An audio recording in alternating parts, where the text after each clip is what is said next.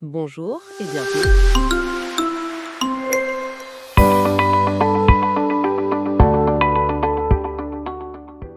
La meilleure façon de prédire l'avenir est de le créer.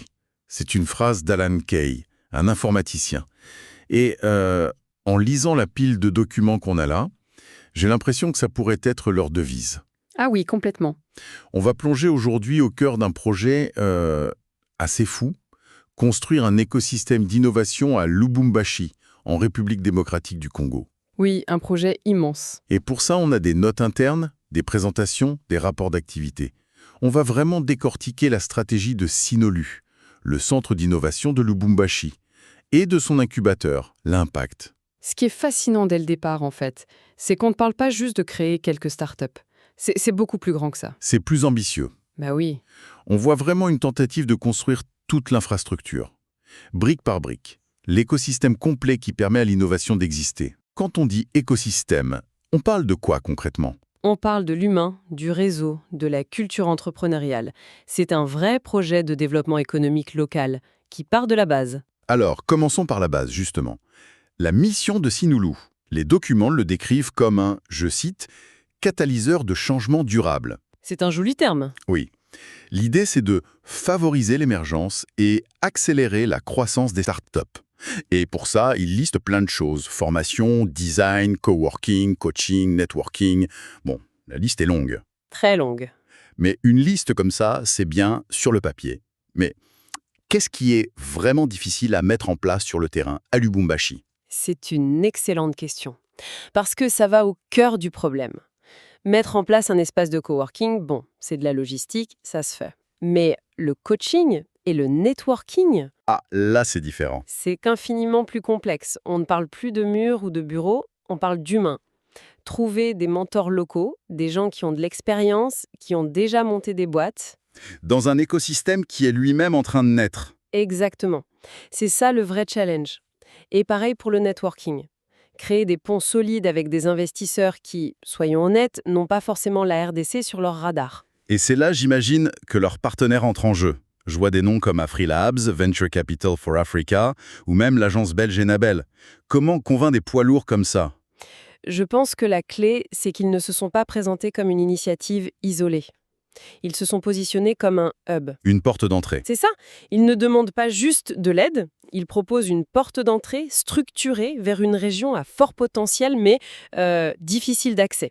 Pour un partenaire comme Enabel, par exemple, Sinolus est un véhicule hyper efficace pour avoir un impact. D'accord. L'architecte a son plan, il a ses alliés. Maintenant, regardons comment il construit la maison. Prenons leur programme phare, l'Impact. Oui. Comment ça se passe au quotidien pour un entrepreneur qui rejoint le programme ? Alors l'impact, c'est vraiment le cœur du réacteur. La saison 1, par exemple, c'était un programme de 6 mois. Et L'immersif. c'est-à-dire C'est-à-dire que pendant 6 mois, les participants ne sont plus de simples porteurs de projets. Ils deviennent des entrepreneurs à plein temps. Ils vivent, respirent, mangent, start-up. C'est un vrai accélérateur de destin. 6 mois en immersion, waouh! Ça doit créer une pression énorme, mais j'imagine aussi une dynamique de groupe très très forte. Exactement. Et c'est leur deuxième pilier, l'intelligence collective. L'idée, c'est que l'apprentissage le plus important, il ne vient pas forcément du coach. Mais du voisin de bureau. Tout à fait. Celui qui galère avec les mêmes problèmes que toi à 10 heures du soir. C'est de l'entraide, du peer-to-peer en permanence. Donc ce n'est pas juste un concept marketing, c'est vraiment concret. Oui. Et le troisième pilier, c'est l'intensité. Le rythme est très soutenu, les deadlines sont courtes, et tout ça, ça s'inspire d'une méthode bien connue, le Lean Startup. Ah, le fameux Lean Startup. On en entend beaucoup parler.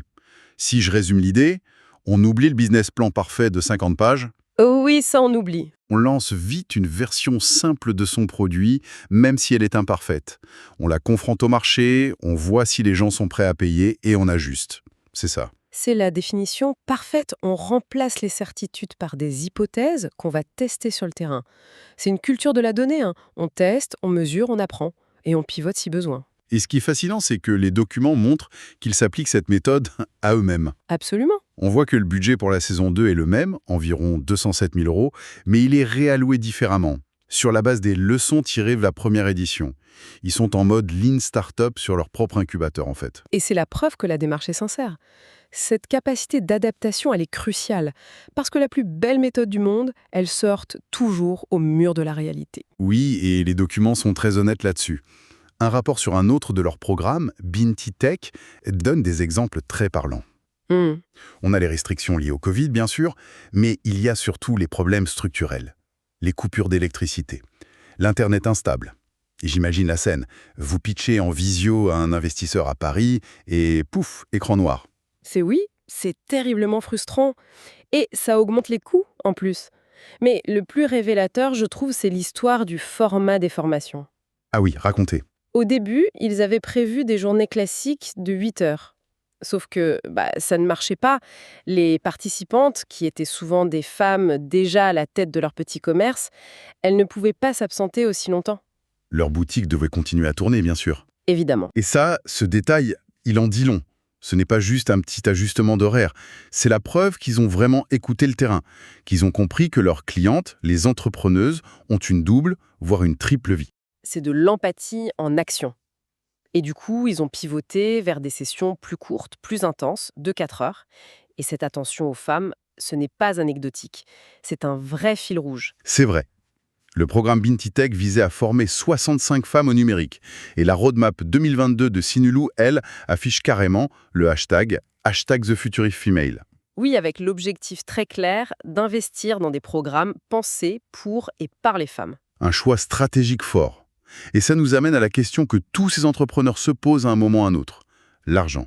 Le fameux démodé. Ce n'est pas juste une remise de diplôme, on est d'accord. Ah non, pas du tout. C'est le grand oral. C'est le moment où il faut convaincre les investisseurs. Et la préparation pour ça est une partie essentielle du programme. Comment on les prépare? On a une des présentations qui est un véritable guide du combattant de la levée de fonds. On y explore tout. Les concours de pitch, qui sont très importants en Afrique, le crowdfunding. Je vois même qu'ils mentionnent le crowdlending, donc du prêt participatif, et même les ICO, les levées de fonds en crypto-monnaie. Oui, Attendez, en RDC, c'est une option crédible ou c'est juste pour montrer qu'ils sont à la pointe? c'est une très bonne remarque. Non, c'est présenté plus comme une option à l'horizon, une possibilité future. L'idée, c'est surtout d'ouvrir l'esprit des entrepreneurs à toutes les options. D'accord. Mais le cœur du message, il porte sur le processus d'investissement classique. Et surtout sur sa durée. Les notes insistent là-dessus. Ça peut prendre de quelques semaines à plus de 2 ans. Plus de 2 ans. On est loin du mythe de l'idée pitchée sur un coin de table et du chèque signé le lendemain. Très très loin. Les documents détaillent toutes les étapes. La due diligence, où l'investisseur épluche tous vos comptes, le term sheet, qui résume les conditions. C'est un parcours du combattant. Et derrière les termes techniques, il faut imaginer la pression humaine, le stress. Absolument. Et c'est là qu'arrive la question la plus brutale. Elle est écrite noir sur blanc sur une diapo. Que dois-je abandonner pour les faire monter à bord? C'est la question à 1 million, au sens propre comme au figuré. C'est un peu le pacte de l'entrepreneur. Combien de ton contrôle, de ton ownership, es-tu prêt à céder pour que ton projet puisse grandir? Un équilibre incroyablement délicat. Et c'est pour ça que la préparation est vitale. Mais ce qui est surprenant, c'est que même ça, ce n'est pas la fin de l'histoire pour Sinolou. L'incubation, ce n'est qu'une étape. C'est vrai, les derniers documents qu'on a, c'est presque de la science-fiction pour la région. Ils parlent de créer un hub de sciences des données. Oui, le projet Vovumbuzi Lab. Ça part d'un constat simple. Il y a un data gap en RDC. Un manque criant de données fiables. Un data gap, ça veut dire quoi concrètement? Qu'on ne sait pas exactement combien de personnes vivent dans un quartier ou quelles sont les récoltes d'une région. C'est exactement ça. Et du coup, comment voulez-vous planifier quoi que ce soit? Pour une ONG, une entreprise, un gouvernement? C'est presque impossible. On ne peut pas améliorer ce qu'on ne mesure pas. Donc ce hub servirait à ça. Collecter, analyser et rendre la donnée accessible. Oui, pour répondre à des défis immenses. L'agriculture, la santé, la gouvernance. L'idée de fond, c'est de faire passer l'économie d'un modèle basé sur les ressources naturelles à un modèle basé sur la connaissance. C'est un changement de paradigme complet. Et ce n'est pas tout. Il y a un autre projet sur la table, une école d'innovation sociale. Ça, c'est l'étape ultime. Après avoir aidé les entrepreneurs actuels, on forme ceux qui créeront les futurs Sinolus. C'est une vision qui cherche à se répliquer elle-même, à devenir pérenne. On parle plus seulement d'entrepreneuriat tech là. On parle de former des leaders pour trouver des solutions aux problèmes sociaux du pays. Tout à fait. Les thèmes sont très concrets. Accès aux services de base, sécurité alimentaire, inclusion économique. On voit bien comment la boucle se boucle. La technologie, l'entrepreneuriat, ce ne sont pas des fins en soi, ce sont des outils. Des outils au service d'un projet de société. Exactement. Donc, si on résume, on est parti d'un rêve, celui de bâtir un pôle d'innovation à Lubumbashi. On a vu la mécanique très précise d'un incubateur, on a senti les défis du terrain, Les coupures de courant. on a ressenti l'angoisse de l'entrepreneur face à l'investisseur, et on termine sur une vision presque futuriste, avec un hub de data science et une école pour la prochaine génération de leaders. Ce qui se dégage de tout ça, c'est cette construction. Patiente, stratégique, connectée. Ce n'est pas une initiative qui sort de nulle part. C'est l'application d'un modèle, celui des hubs d'innovation. Un modèle qui combine plusieurs choses. Oui, un lieu physique, des événements comme le Démodé, un réseau de partenaires et de la formation.